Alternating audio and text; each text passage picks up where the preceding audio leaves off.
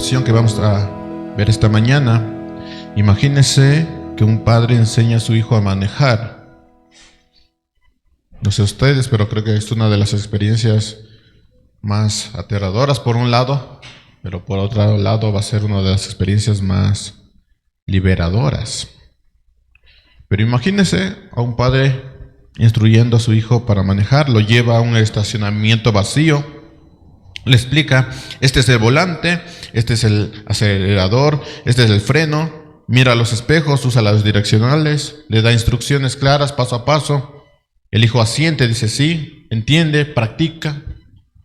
Pero entonces el padre le dice algo que cambia todo. Le dice: hijo, mañana vas a manejar solo, yo no voy a estar.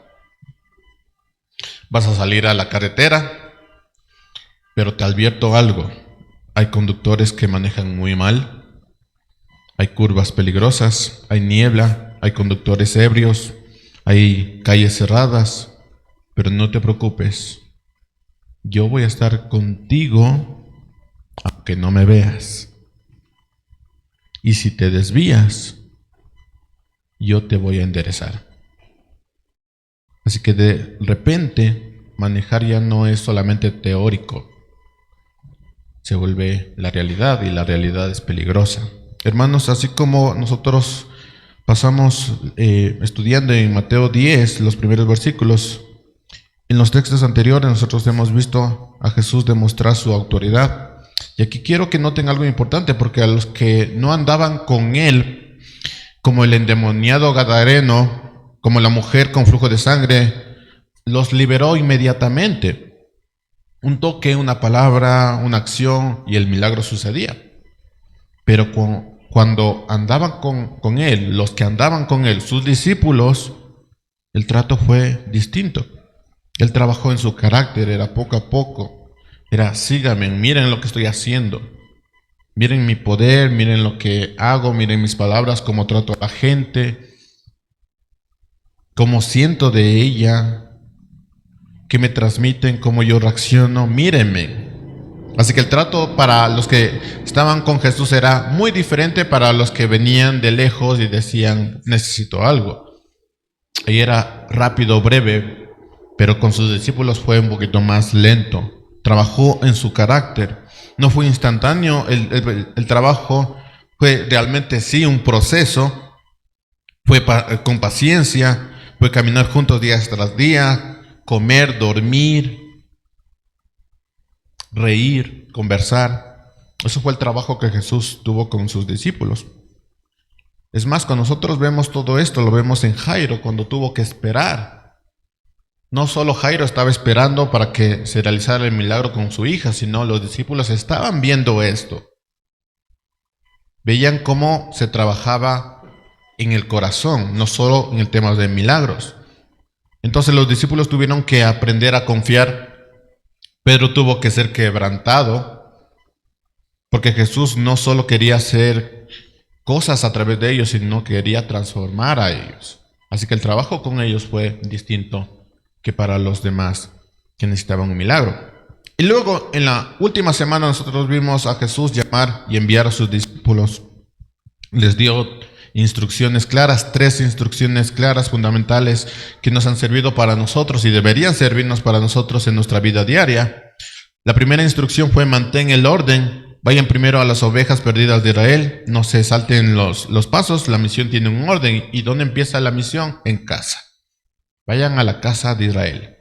Ahí se empieza la misión, el evangelismo, ahí en casa. Lo segundo es: mantengan el mensaje, no lo distorsionen, no digan: es que yo creo que dijo Jesús esto, o yo pienso que es así, o hagan lo que yo digo, pero no lo que yo hago. No, mantengan el evangelio, no lo distorsionen. Prediquen lo mismo que yo les prediqué. El reino de Dios se ha acercado. Ese es el mensaje que ustedes tienen que llevar, no otro. Ese es el único mensaje que tienen que llevar. Y tercero, darlo por gracia. Lo que recibieron ustedes gratis, denlo gratis. No conviertan el evangelio en un negocio o un acto de beneficencia o un acto donde te van a aplaudir diciendo: qué sabio es mi papá.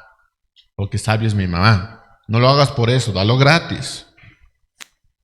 Y esas fueron las instrucciones para el estacionamiento vacío de aquel niño que está aprendiendo a manejar. La teoría. Digamos, la práctica controlada. Pero el tono cambia, porque Jesús ya no les está enseñando a manejar en un estacionamiento vacío, con Él, dándoles instrucciones. Ahora les está enviando a la carretera y les advierte lo que les va a esperar.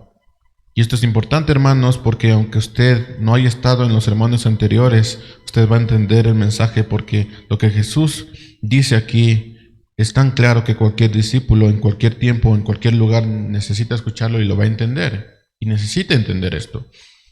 Si usted ha estado en la serie de predicaciones, tal vez usted entienda un poco más y note algo hermoso de todo esto.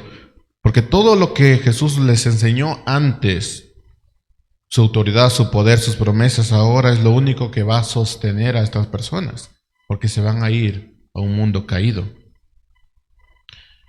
Hoy Jesús les dice a sus discípulos y nos dice a nosotros 4 verdades duras de lo que significa ser enviados por Él. No son fáciles, pero son necesarias tenerlas en cuenta. Hermanos, después de dar las instrucciones, vienen las advertencias de lo que deberían hacer, ahora lo que va a pasar. Y esto no es una idea así al aire, esto es lo que va a pasar. Así que vamos a desarrollar el mensaje partiendo de la declaración inicial de Jesús y luego nos vamos a centrar en las 4 advertencias que nos da. Dicho esto, Señor, danos la gracia de poder escucharte esta mañana. Vamos a empezar con la declaración inicial, que es la realidad de la misión. Recuerden que aunque esto se puede aplicar claramente a misioneros que salen de casa y hacia otro lugar, realmente eso se puede aplicar a nuestra vida diaria. Todo empezamos en casa, evangelizando a los que están en casa, dando el mismo mensaje, no distorsionándolo, no diciendo yo creo esto, yo pienso que es así, y después dándolo gratis. Así que empieza con la declaración, versículo 16, la parte A, la primera parte. Dice, miren, yo los envío como ovejas en medio de los lobos. Y Jesús no está endulzando la realidad. No les dicen, vayan, todo va a ser maravilloso. Todo el mundo va a creer. Todos los van a recibir con los brazos abiertos. No les dice, vayan sus hijos a las 6 de la mañana, le van a decir, claro, papá, mamá, predícame por favor. No les promete comodidad, ni éxito asegurado, ni popularidad. De hecho, las personas que estaban escuchando a Jesús, que vieron sus milagros, después van a ser las personas que van a estar diciendo, crucifíquenlo. Así que no les va a prometer éxito. Les dice, los envío como ovejas en medio de los lobos. Y la oveja, ustedes saben, es un animal, se dice que es el animal más indefenso del rebaño. No tiene colmillos, no tiene garras, no tiene caparazón. De hecho, dice que los ojos están destinados para ser presas. Ellos no ven la parte de acá, entonces lo único que pueden hacer es correr, pero ni siquiera tienen buenas patas. Ni están adaptados para correr grandes distancias. Además, si usted ha visto una buena oveja, va a notar que está gordita. Y si no fuera gordita, la lana pesa. Así que es un animal para presa. Esa es la idea que está poniendo en sus discípulos. Así que su única defensa no es en sí misma, es el pastor. Las ovejas sobreviven porque hay un pastor. Y los lobos, por otro lado, son feroces, son depredadores, no negocian con las ovejas. Dice la historia, si ustedes no sabían, en Yellowstone, cuando había este problema de muchas presas, y estas presas comían y no dejaban que creciera la maleza, y eso causaba problemas en toda esta región de Estados Unidos de Yellowstone. Lo que hicieron los expertos es soltar 12 lobos, y eso cambió todo. 12 lobos para millones de presas, eso lo solucionó todo. Porque los lobos son feroces, son depredadores, no negocian con la oveja, no le dicen, a ver, vamos a ver si es que, si corres hasta allá y me ganas, te salvas. No, los lobos tienen una identidad, son depredadores. No dan opciones, quieren devorar. Así que Jesús es claro, la misión no es segura, no es cómoda, no es una exclusión agradable, es enviar ovejas a donde los lobos se esperan. Y esa es la idea también de los pseudo profetas o apóstoles que hoy tenemos. La misión no es dulce. No te envían a una cama de oro. La misión no es dulce. No es una declaración agradable de escuchar, tampoco es una declaración que nos llena de ánimo, porque si yo te digo, sabes que tienes que ir a evangelizar a tal parte, pero te estoy enviando como oveja al medio de los lobos, posiblemente no sea la frase más motivadora que quieras escuchar. Pero es una advertencia que no está para darnos ánimo, es una advertencia para hacernos entender lo importante que es esto. Porque lo que está diciendo Jesús es la misión es tan importante que vas a tener que entregar tu vida. Y recuerden que esto normalmente se piensa en las personas que salen de una iglesia a evangelizar a otros lados. Pero esto empieza en casa. Vas a que entregar tu vida. Esto es una misión peligrosa. Pero también noten algo, porque dice que Él les envía, no los lanza solos, no van por su cuenta. El pastor es el que envía. Y el pastor no abandona sus ovejas. De hecho, se sabe, quien ha tenido la oportunidad de que cuando el pastor se aleja de sus ovejas, sabe exactamente dónde están y por qué están ahí. Les deja pastar. No les abandona, sino que están en un lugar específico. Ahora, después de esta advertencia tan motivadora para sus discípulos, viene lo peor, vienen las advertencias sobre lo que va a suceder. Otra vez les digo, esto no es una idea al aire, esto es lo que va a suceder. La primera advertencia es en cuanto a la actitud. Dice la parte 2 del versículo 16, por tanto, sean astutos como serpientes e inocentes como palomas. Algo que me llamó mucho la atención aquí es que utiliza el término serpiente. Y yo sé que es un término que no nos gusta utilizar y de hecho se utiliza de manera muy despectiva. Tú tienes lengua como serpiente. Pero Jesús nos dice, sea astuto como serpiente. Así que la persona que va a escuchar esto, tú tienes lengua como serpiente, gracias a Dios. Bendito sea el Padre. Pero añade, inocente como paloma, ¿no? Jesús les da dos cualidades que parecen muy contradictorias. Lo primero es, sean astutos como serpientes. La serpiente desde el Génesis es presentada como el animal más astuto de toda la creación. No es un halago en el sentido moral, pero Jesús está tomando esta cualidad de la serpiente porque la serpiente sabe moverse, sabe evitar los peligros, no se expone totalmente. No es astucia maliciosa en el sentido de tú eres serpiente en el aspecto malo, no, es sabiduría práctica. Sé astuto como serpiente, sé práctico. En terminología cristiana eso se llama discernimiento. Así que no le está insultando, le está diciendo ten discernimiento, sé astuto, sé práctico. Lo segundo es inocentes como palomas. En el Antiguo Testamento la paloma era un animal que se ofrecía en sacrificio cuando alguien no podía ofrecer algo más grande.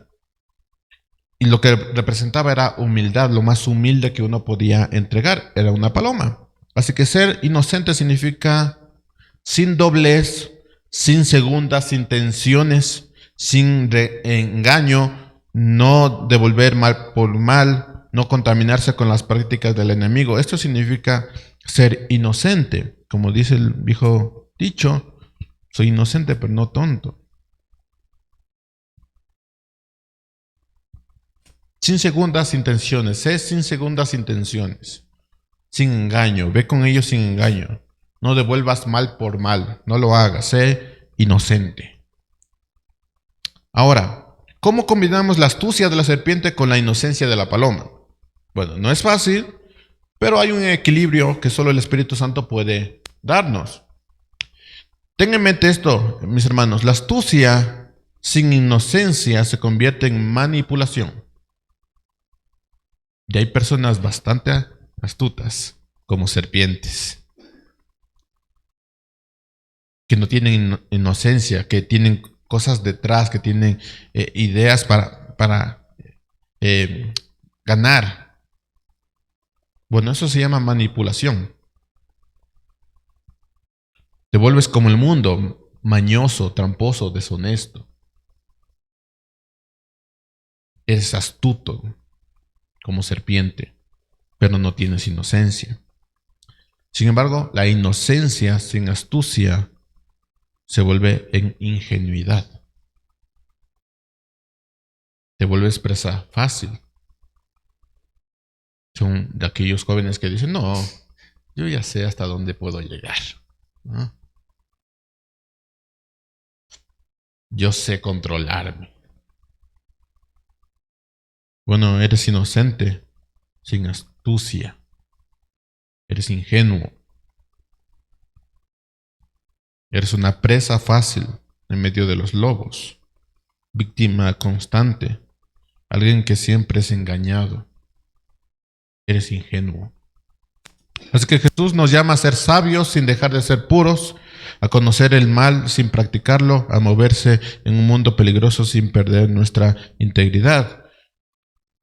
Uno de los ejemplos más claros para esto es, sí, tratar con gente que tenga problemas, pero no meterme en ese problema. Es como decir, yo sé que beber alcohol o tener alguno de estos vicios es malo, no necesito pasar por eso. Pero el ingenuo va a decir, me hago como los gentiles para atrapar a los gentiles. Entonces me voy a ir a una fiesta, a un lugar donde me voy a exponer porque yo sé hasta dónde voy. Yo soy cristiano y el Espíritu está conmigo. Y vas donde quieras, conversas donde quieras, pasas donde quieras. Eso se llama ingenuidad. Pero no necesitas ir a ese lugar para saber que está mal. Eso es ser sabio sin dejar de ser puro. Conocer el mal, pero no voy a practicarlo. Hermanos, ¿saben cuál es el error más peligroso que puede cometer alguien con poder o conocimiento? No es actuar con crueldad. No es tomar decisiones equivocadas. Es creerse más inteligente de lo que realmente es. Ese es el problema. Los psicólogos llaman a esto el efecto Dunning-Kruger. Y se habla de personas con poca habilidad en algo que tienden a sobrevalorar su propia competencia. Es decir, personas que no son tan sabios creyéndose sabios. Sí, hay un efecto que se llama Dunning-Kruger. En otras palabras, quien sabe menos, menos sabe que no sabe. Entonces, como no sabes que no sabes. Y se creen más inteligentes de lo que deberían ser. ¿Y qué tiene que ver esto con la advertencia de Jesús? Bueno, muchísimo, porque el discípulo que se cree más astuto de lo que es termina siendo arrogante. Deja de depender del Espíritu Santo, confía en sus propias artimañas y termina actuando como el mundo, justificando su propia mentira, porque él dice, es que es la obra del Señor. Y como es la obra del Señor, voy a hacer cualquier cosa. Y empiezas a depender de tus propias fuerzas. Así que el discípulo que se cree más inocente de lo que es termina siendo ingenuo. Porque no va a ver los peligros. Confía en cualquiera y termina devorando por los lobos. Jesús nos llama a un equilibrio que no podemos producir por nosotros mismos. Esto es obra del Espíritu Santo. Necesitamos al Espíritu Santo para saber cuándo hablar y cuándo callar.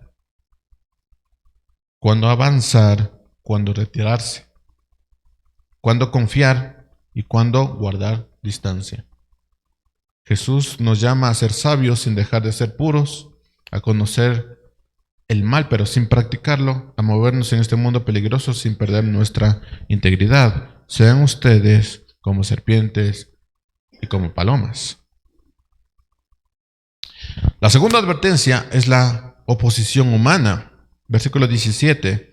Pero cuídense de los hombres, porque los entregarán a los tribunales y los azotarán en sus sinagogas, y hasta serán llevados delante de los gobernantes y reyes por mi causa, como un testimonio a ellos y a los gentiles. Pero cuando los entreguen, no se preocupen de cómo o qué hablarán, porque a esa hora se les dará lo que habrán de hablar, porque no son ustedes los que hablan, sino el Espíritu de su Padre que habla en ustedes.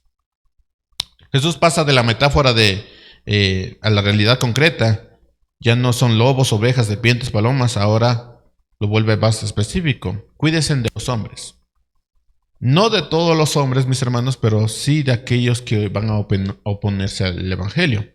¿Qué les va a pasar? Dice Jesús. Primero los van a entregar a los tribunales, es decir, los van a llevar a juicio. Segundo, los van a azotar en las sinagogas, van a recibir castigos corporales de parte de las autoridades religiosas. Tercero, los llevarán ante los gobernantes y reyes. Es decir, la persecución escalará hasta las más altas autoridades. Pero noten el propósito que está dando Jesús, porque dice, para testimonio a ellos y a los gentiles. Es decir, esto tiene un propósito. Como corte comercial, aquellas personas que piensan que la persecución va a ser allá en el futuro y que eso determinará que Cristo va a venir, la persecución ha estado en toda la historia de la iglesia.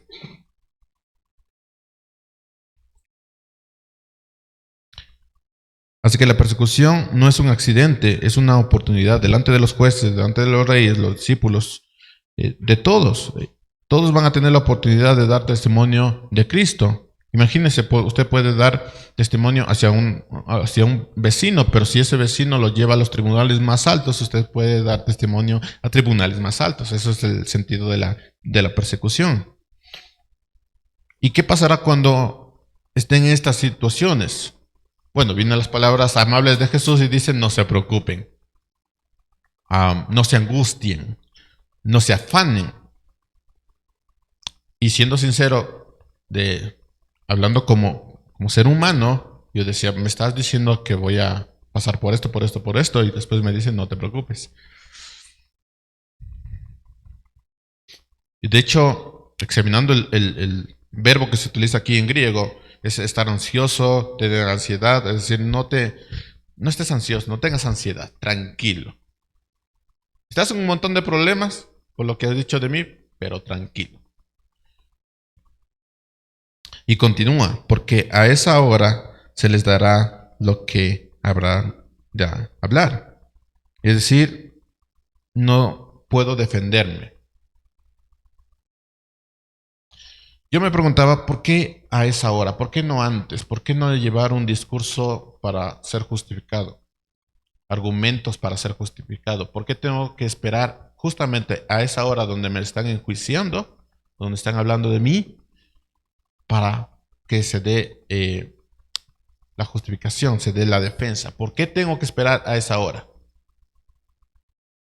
Esto me recuerda a algo que escribió John Owen en su libro El Evangelio de Marx, hablando sobre el estado del ser humano, y dice algo muy profundo, lo leo literalmente, dice: nuestro empeño en componer y predicar monólogos internos elevados y manipulados para abogar por nuestra propia inocencia solo es igualado por nuestra extraña habilidad para construir complejos argumentos de por qué el Dios trino de la Escritura no es digno de nuestro estado pseudo sofisticado.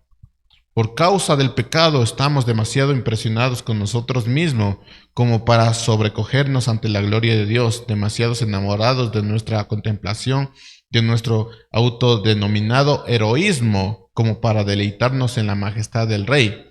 Todos subestimamos la profundidad de los efectos nocivos del pecado. Todos hemos encontrado maneras de justificarnos o de justificar nuestras malas motivaciones, acciones y palabras, mientras que no mostramos misericordia por los demás. Incluso cuando sus motivaciones, acciones, palabras son menos ofensivas que las nuestras, nos preocupamos a descartar nuestro orgullo, pero aún más rápido señalamos el de los demás.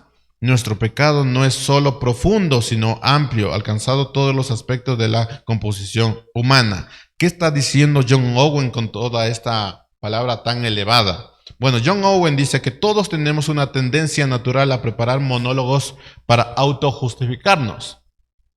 Es decir, mientras la palabra te está diciendo que hagas esto, tú internamente construyes monólogos para autojustificarte. Y eso nos pasa a todos. Es una habilidad que todos tenemos.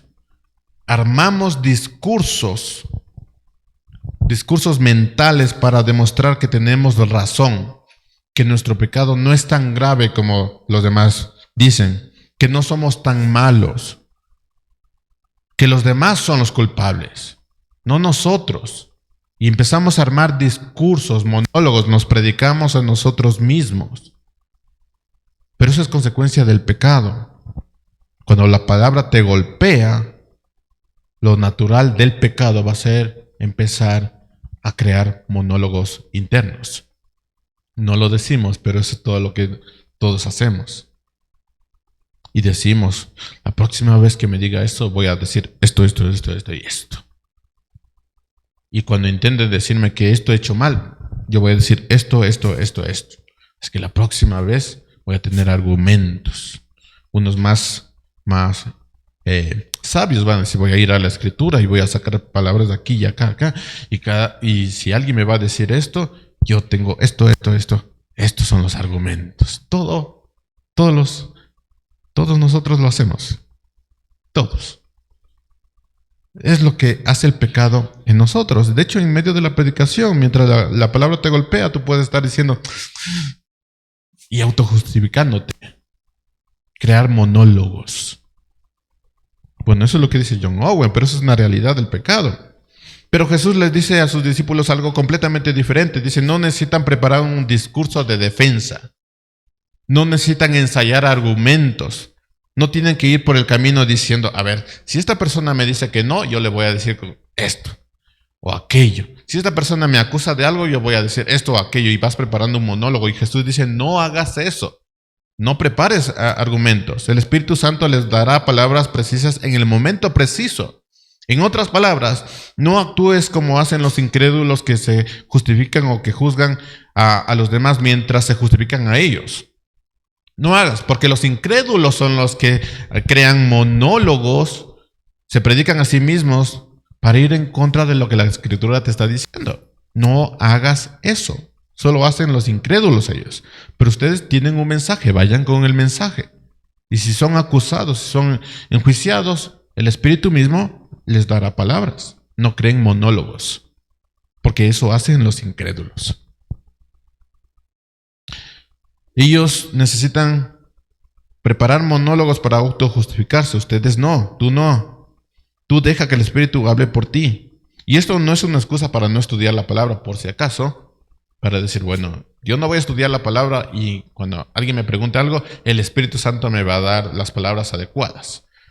No, eso no es excusa para no estudiar la palabra. No es promesa para los predicadores perezosos que se dicen, yo preparo el mensaje el día sábado en la noche. Oro toda la semana y el día sábado en la noche el Espíritu Santo me va a decir qué predicar. Una vez en el seminario, un pastor dijo, a ver, tengo 2 mensajes en mi mente. Oremos para que el Señor me revele cuál mensaje voy a dar. Era una lástima porque estaban frente a estudiantes de la Escritura y todos nos miramos unos a otros diciendo, ¿qué clase de mensaje nos va a dar? Porque así no se prepara un mensaje. Así que esto no es una promesa para predicadores perezosos ni enviados perezosos, es una promesa para momentos de persecución, cuando ser fiel a Cristo significa enfrentar tribunales hostiles en todos los ámbitos. Hermanos, quizás nunca nosotros enfrentemos un tribunal por nuestra fe. Espero que así sea. Probablemente ningún gobernador ni rey nos va a interrogar. Espero que así sea. Pero habrá momentos en que nos pregunten, ¿por qué crees esto? ¿Por qué no haces esto? ¿Por qué dices aquello? Jesús dice, no prepares un monólogo. Es en esos momentos donde el Espíritu nos va a dar palabra. No necesitamos tener todas las respuestas preparadas de antemano. Si alguien dice, bueno, voy a preparar un monólogo completo sobre por qué yo no tomo licor, ni fumo, ni me drogo, ni bailo, aunque bailar no es malo, ni voy a estas fiestas, ni veo esto ni aquello. Voy a preparar todo un monólogo y cuando alguien me pregunte por qué no haces esto, yo voy a estar preparado. Jesús dice, no hagas eso. Habrá momentos en que te van a preguntar por qué crees esto, por qué haces esto, por qué dices aquello. Bueno, en esos momentos el Espíritu nos va a dar palabras. Así que no necesitamos ensayar monólogos para nuestra defensa. Lo que está diciendo Jesús es, necesitamos estar llenos del Espíritu Santo para que cuando aparezcan estos momentos, el Espíritu Santo te dé palabras. Así que no te concentres en crear monólogos. Concéntrate en tener una vida llena del Espíritu Santo. Así que esta promesa no es para los que se preparan solos.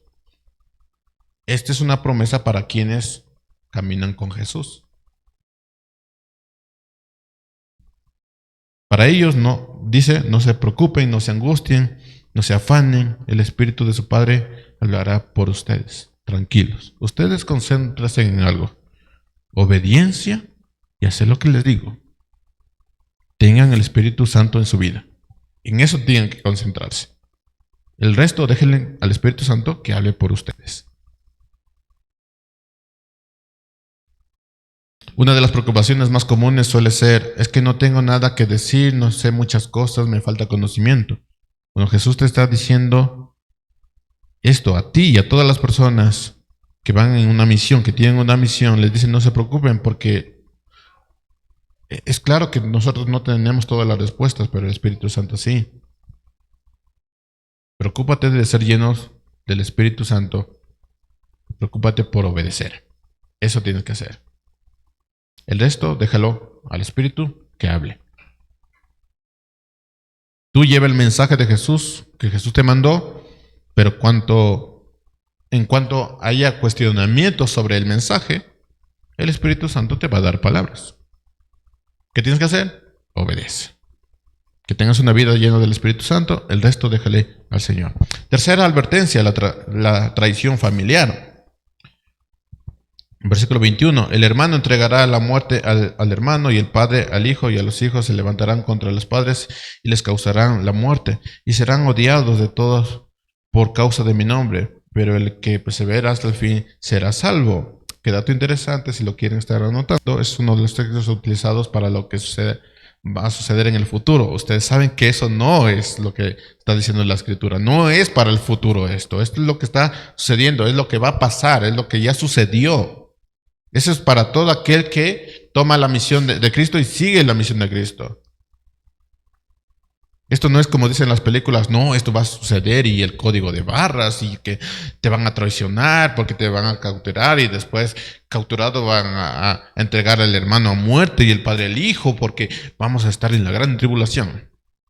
No está diciendo eso el texto, está diciendo para los que llevan el mensaje del Evangelio, para los discípulos y después para la iglesia en general, es decir, para nosotros. Esto ha sido en toda la historia de la iglesia. Y aquí Jesús sube la intensidad porque no solo serán perseguidos por extraños, no solo serán llevados ante los tribunales por autoridades extrañas, serán traicionados por los suyos. El hermano entregará al hermano, el padre entregará al hijo, los hijos se levantarán contra los padres. Hermanos, la familia, que debería ser el lugar más seguro, se va a convertir en un campo de batalla. ¿Por qué? Porque el Evangelio divide. Porque seguir a Cristo significa a veces ir en contra de las expectativas familiares. Significa Ay, es que hay un programa, hay una fiesta. Lo siento, no puedo estar.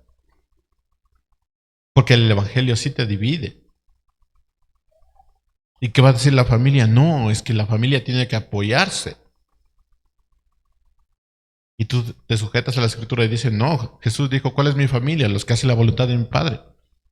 Esos son mi familia. No los que se apoyan como familia. La lealtad a Jesús puede ser vista como traición a la familia. Y eso es lo que va a suceder. Es que ya no somos familia. Que ya no puedo hablarte porque luego me sacas un texto bíblico. Yo no te saco nada, el Espíritu está hablando. Entonces ya no te voy a decir nada, ya no te voy a confesar nada. Qué bueno, porque ya no quiero cargarme de eso. La lealtad a Jesús trae división en la familia. Y sé que algunos, por evitar esto del núcleo familiar, de que no se destruya el núcleo familiar, evitan y rechazan lo que el Señor está diciendo. Por eso esto no es para todos. Son para quienes están caminando con Jesús. Dice, serán odiados por todos por causa de mi nombre. Y no es una paranoia, no es una exageración, esta es la realidad del discípulo en un mundo que rechaza a Cristo. Bendito sea si toda la familia sea cristiana. No en el sentido de asistir a una iglesia periódicamente, sino en el sentido de vivir la escritura. Qué bueno que sea así, pero si no es así, vas a recibir rechazo. No solo vas a ser resistido en el mensaje, sino en la persona, porque lo que Jesús está diciendo es esto, mis hermanos. El rechazo que va a tener un discípulo es de extraños, pero los extraños no saben los detalles de nuestra vida. ¿Quiénes saben los detalles de nuestra vida? Nuestra propia familia. Así que el juicio va a ser en todos los niveles posibles. Pero si yo te conozco, yo te cambié los pañales. ¿Por qué me estás diciendo esto? ¿Quién eres tú? Es que la familia se tiene que apoyar. Primero la familia, después Dios.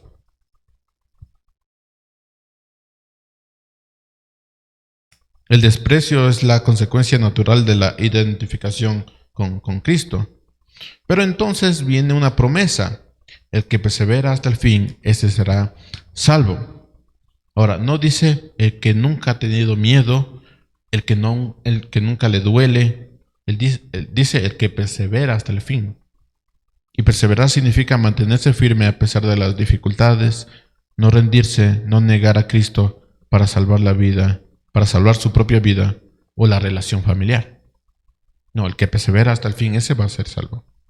Ahora, ten en mente lo siguiente, mis hermanos, porque la promesa es, ese será salvo. Y esto tiene dos aspectos importantes. Primero, no se trata de salvarse por perseverar. O sea, no es que yo me salgo porque estoy perseverando. No. Esto significa que persevero porque soy salvo. Es al revés. Permanecer firme en medio del conflicto no es causa de la salvación. Es la evidencia de que ya somos salvos. Es decir, yo persevero porque ya soy salvo. Algunos utilizan este texto para enseñar que la salvación se puede perder, pero el contexto es otro porque habla de una persecución en la vida real, de un momento específico, de un peligro físico. Isaías lo explica de esta manera, dice, parece el justo, dice, y luego dice, delante de la aflicción es quitado el justo. Y Apocalipsis dice, hablando de la iglesia de Esmirna, sé fiel hasta la muerte y yo te daré la corona de vida. Entonces lo que está diciendo aquí no es, sé fiel y después yo te voy a dar. No, porque eres fiel, ya te es dada la corona de vida desde antemano. Tú perseveras porque eres salvo. No eres salvo porque perseveras. Así que no se pierde la salvación, más bien manifestamos la salvación al perseverar. Segundo, no se refiere solo a la salvación eterna, aunque ciertamente la incluye en este texto, pero siendo claros con el texto, con la interpretación, aquí no se está refiriendo a la salvación en la eternidad, se refiere más a la protección de Dios en medio de la persecución. Dios no promete que no nos van a matar. Es más, dice, te van a matar. Lo que está prometiendo Dios es, yo no te voy a perder de vista.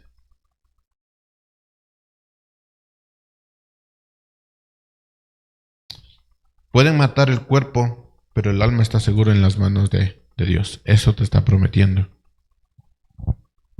Hermanos, algunos han enfrentado el rechazo familiar por seguir a Cristo, es claro. Padres que no entienden, hijos que se apartan, hermanos que critican. Va a ser muy normal ver a padres hablando mal de sus hijos cuando no estén por causa del Evangelio. Hijos hablando mal de sus padres por causa del Evangelio.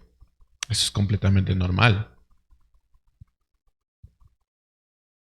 No nos anima, pero es completamente normal. Jesús lo advirtió, no para asustarnos, sino para prepararnos de lo que iba a suceder. Así que si alguien está protegiendo más el núcleo familiar, y no voy a decir esto porque va a causar división, tú ya has elegido. Pero sí te invito a que elijas a Cristo. Y va a pasar división. Los familiares te van a rechazar, van a hablar mal de ti. Van a decir, ¿por qué haces esto? ¿Por qué haces aquello? ¿Acaso no todos pecamos? ¿Acaso se cree santo o santa? Eso es lo que pasa. Y bendito sea el Señor, gracias a Dios que pasa eso, porque eso da testimonio de quiénes somos. De que no damos valor más a lo que Cristo está haciendo por nosotros y nos está diciendo que lo que llega una persona que claramente es obra y diseño de Dios. No es bonito, pero es testimonio para nosotros. Y esto no significa que si perseveras, tu familia va a entender. No. Significa que Dios ve tu fidelidad.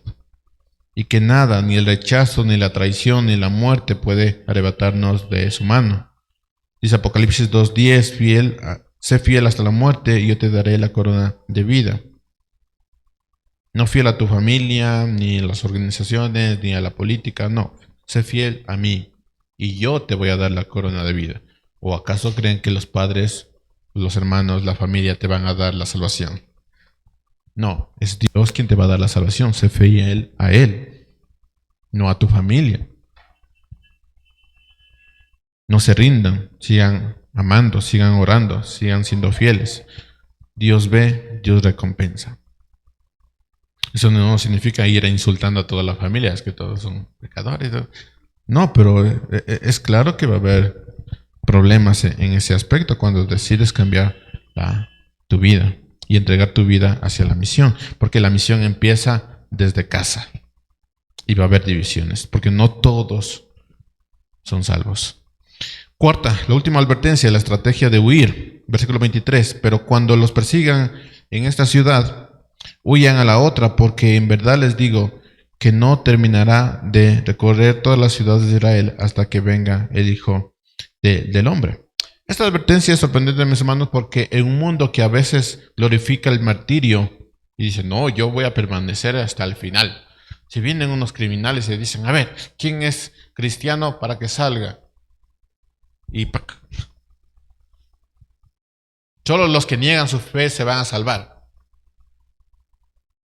Y tú dices, no, yo por Cristo voy a dar mi vida. Y aquí Jesús dice, no, huyan, salgan corriendo.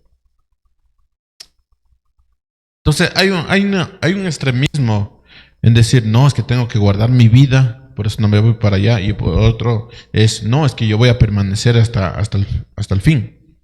En un mundo donde a veces se glorifica el martirio, Jesús dice, huyan. Y esto no es cobardía, hermanos, no es negación de la fe, es prudencia. Recuerden, sean astutos como la serpiente, sean prudentes. Cuando los persigan en esta ciudad, huyan a otra ciudad. No se queden a dormir innecesariamente en un lugar donde claramente no les quieren. No se queden a morir innecesariamente. No busquen el sufrimiento por el sufrimiento. El cristiano tiene que sufrir, entonces voy a sufrir. Que me insulten porque eso es testimonio de lo que yo estoy diciendo. No, huye. Sal de ahí, ve a otra ciudad. La misión tiene que continuar. Si en un lugar de la persecución cierra la puerta, busca otra ciudad donde la puerta esté abierta. Y esto no significa negar a Cristo. Pedro negó a Cristo y eso fue pecado. Huir no es negar, es vivir para predicar otro día. Pablo practicó esto cuando fue perseguido en una ciudad, se fue a otra. Ustedes recuerdan la historia donde Pablo fue llevado, bajado en una canasta. Y si se imaginan, es chistoso ver al gran Pablo huyendo en una canasta, pero es lo que tenía que hacer. En otras ocasiones le pegaban, le insultaban, le casi maltaba. Hubo un milagro de Dios en Pablo, se levantó y se fue a la misma ciudad. Entonces hay momentos de huir y hay otros para seguir adelante. Sean astutos. Entonces cuando Pablo fue perseguido y le querían matar, se fue a otra ciudad. Cuando sus enemigos querían matarlo, escapó. No por miedo, sino porque su misión no había terminado. Luego viene una promesa compleja porque dice, no terminará de recorrer las ciudades de Israel hasta que venga el Hijo del Hombre. ¿Qué significa esto? Creo que es una de las partes más complejas de la interpretación, porque hay diferentes interpretaciones, pero la que es más probable es esta, mis hermanos. La misión a Israel continúa hasta el regreso de Cristo. Esa es una promesa para Israel. No quiere decir que todo Israel sea salvo. Y no estoy hablando de la nación, estoy hablando de los que recibieron la promesa. No quiere decir que todos ellos van a ser salvos y ahí va a venir Cristo. No. Dice que la misión con Israel no va a terminar hasta que Cristo venga. No va a terminar.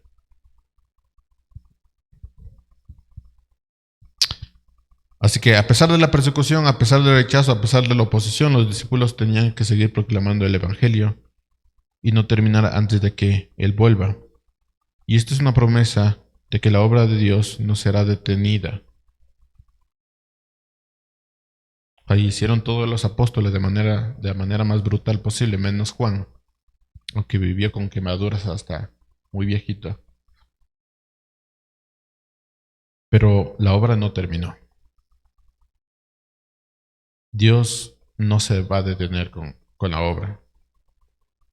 Los perseguidores pueden cerrar las ciudades, pero va a haber otra ciudad.